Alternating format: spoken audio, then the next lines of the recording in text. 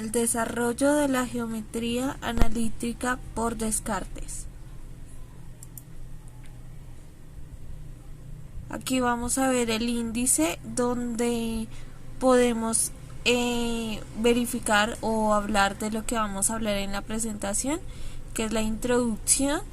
El segundo punto es de la matemática pitagórica a la cartesiana. El tercero, el álgebra fecundada de la geometría. El cuarto, las curvas de la luz. Y el quinto, Descartes tras Descartes. Como lo decía, lo primero va a ser la introducción. Aquí va a dar un pequeño texto el cual nos habla de Descartes. Y en este lo que voy a mencionar es lo siguiente. Se pasan los años de la infancia y adolescencia y la juventud de Descartes, quien se educó en La Fleche, un colegio jesuita de élite, y combatió en Holanda y en Alemania como mercenario de la Guerra de los 30 años.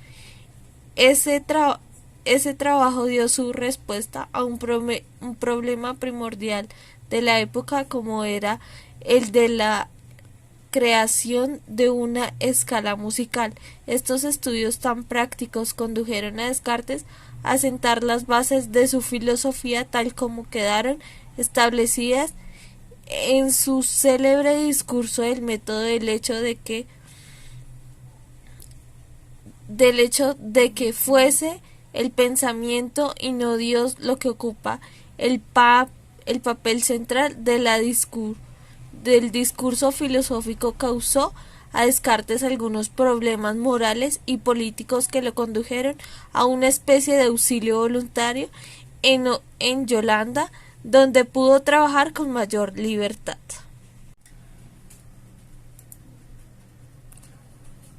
Nuestro segundo punto, de la matemática pitagórica a la cartesiana. Acá hablamos de varios temas. Uno de ellos es la importancia de la educación según Descartes, donde nos habla de cómo fue la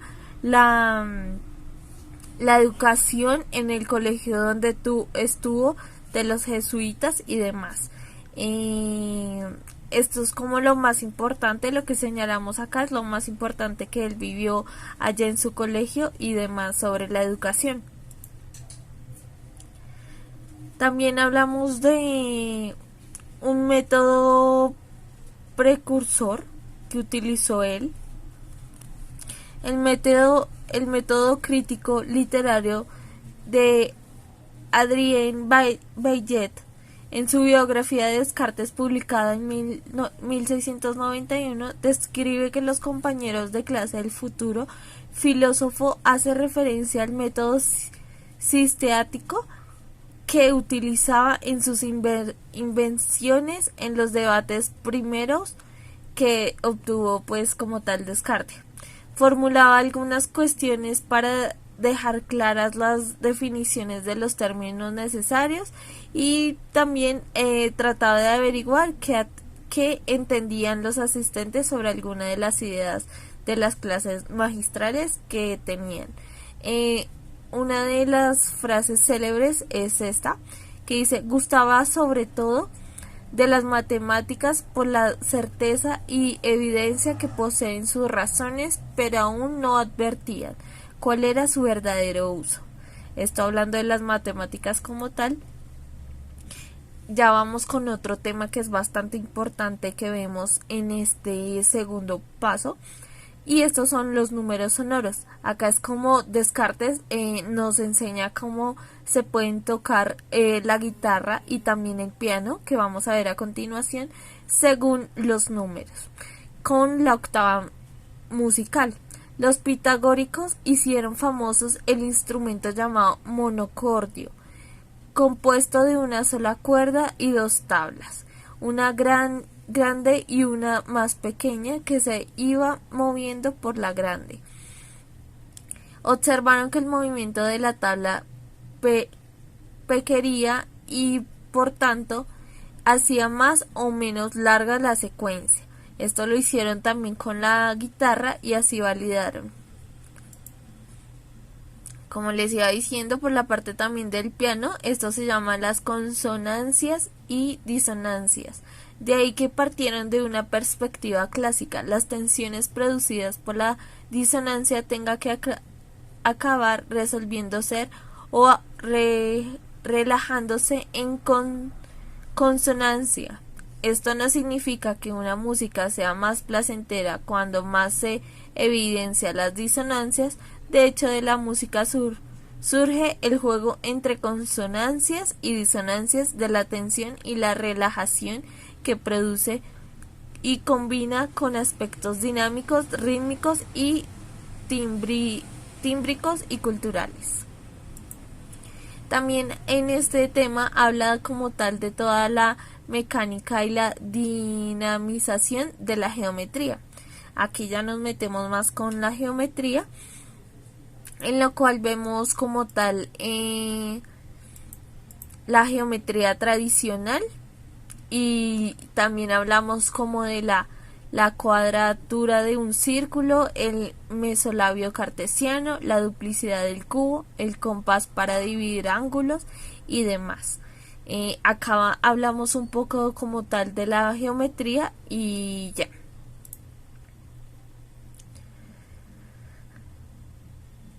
También vemos los sueños y las interpretaciones que tenía como tal Descartes, que acá nos habla de unos sueños que él tenía sobre la geometría y demás, que se los confesó a uno de sus amigos, que era su habilidad aplicando el método de Luciano podría permitir pasar una hora o el tiempo que fuese necesario hablando sobre un tema, cual Descartes, apreciando posibles síntomas con la idea del método, el pensamiento que ya entonces tenía en mente, quiso saber si tal procedimiento consistía en establecer unos principios didácticos los cuales desarrollaran los argumentos. Ahí es donde en esta parte del libro es donde nos cuentan todo lo que pensaba como tal Descartes sobre esto y más, y cómo lo realizaba a medida del tiempo y demás de cada uno de esos sueños que tenía. El tercero, el álgebra fecundada de la geometría. Fecunda la geometría, perdón. Esto es bastante necesario decirlo, por esto lo leeré. En 1637, Descartes publicó el discurso del método de su trabajo filosófico más importante, realizado durante su etapa de madurez productiva. Uno de los 3 epílogos que acompañaban la obra estaba dedicado a la geometría y contiene las ideas matemáticas que el pensador francés había desarrollado a lo largo del tiempo y que lo convirtieron en uno de los padres de la geometría analítica y disciplinada en la primera mitad del siglo XVI. Acá ya empezamos a hablar como tal de la geometría cinética y la geometría analítica. La geometría analítica se basa en la asociación que se ilustra en la figura 3, que es esta. Se muestra una ecuación o expresión algebraica de una curva R con R más Y más 1 igual a 0, en la cual la relacionamos con 2 variables de Rey. A la derecha, o bueno, también a la izquierda, se muestra la figura formada por todos estos puntos, que son los planos cartesianos con las coordenadas de X y Y.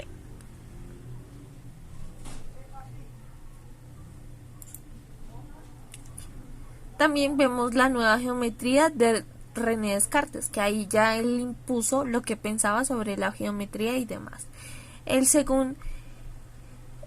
segundo está dedicado a las curvas admisibles en la explicación del problema de Pappus, que es alguien que en el libro nos habla también del cómo ve como tal la geometría.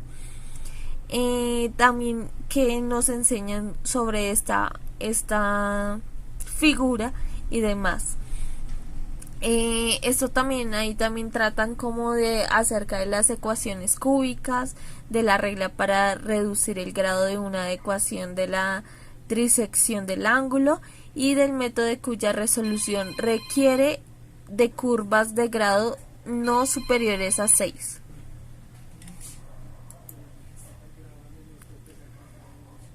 Las tangentes y el otro padre de la geometría analítica. El desarrollo de las matemáticas tras la creación de la nueva geometría cartesiana tuvieron un papel fundamental dos personajes, Newton y Lewis, y dos problemas que acabaron por resolver mediante el cálculo diferencial, el cálculo de las tangentes a una curva y el cálculo del área encerrada entre estas y el eje de abscisas. Descartes mantuvo una controversia con el matemático Pierre de Fermat sobre el primero de dichos problemas. Seguimos con nuestro cuarto punto, que son las curvas de la luz. Este es bastante interesante porque también nos hablan de cómo fue que Descartes vio el arco iris en esto.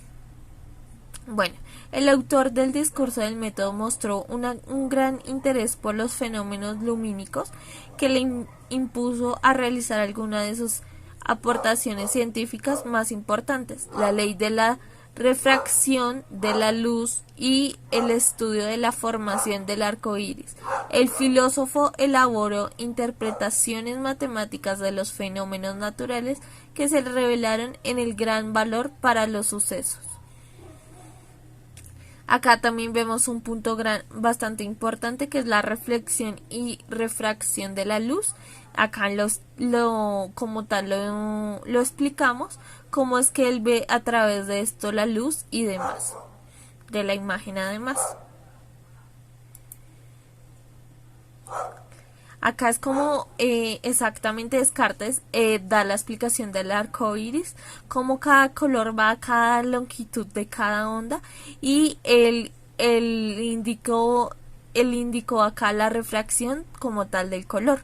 Si vemos, violeta es a 400 de la onda normal, el azul oscuro es a 450, el azul claro a 475, el verde a 525, el amarillo a 575, naranjado a 600, el rojo a 650 y el rojo oscuro a 700. Como vemos, el que está más cerca es el violeta. Aquí como tal ya pasamos a nuestro quinto punto, que es Descartes tras Descartes, que es como contar una pequeña reseña sobre la vida de este matemático.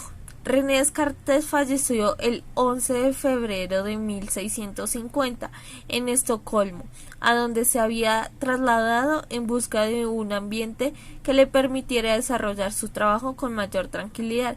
Su legado para la ciencia matemática se reveló extraordinariamente.